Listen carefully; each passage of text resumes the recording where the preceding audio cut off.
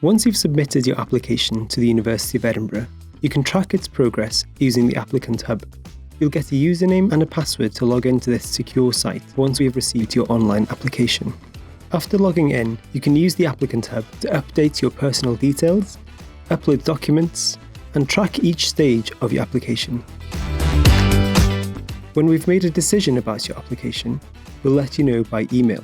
How long this takes depends on your chosen programme, and decisions may take a little longer if we're processing a lot of applications. Some programmes also have specific decision deadlines. Check your programme's website to see if this applies to you. You should also check your Applicant Hub regularly. If your application is successful, you'll be notified by email and receive a formal offer of admission in the Applicant Hub. If you receive a conditional offer, then you must provide any outstanding supporting documents as soon as possible. You can do this through the Applicant Hub.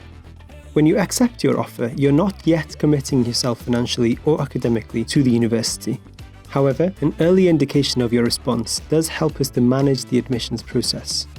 We'll send you confirmation when we receive your acceptance. Once you have an offer, you can apply for scholarships and other funding. You can find information about these funding options through the Applicant Hub or on the university website. If you're going to be studying with us on campus, don't forget to consider where to live. Make sure you secure your accommodation before you move to Edinburgh. The final step is to become an official University of Edinburgh student, known as matriculation. You'll receive an email closer to your start date letting you know how to do this and how to get started on your university journey.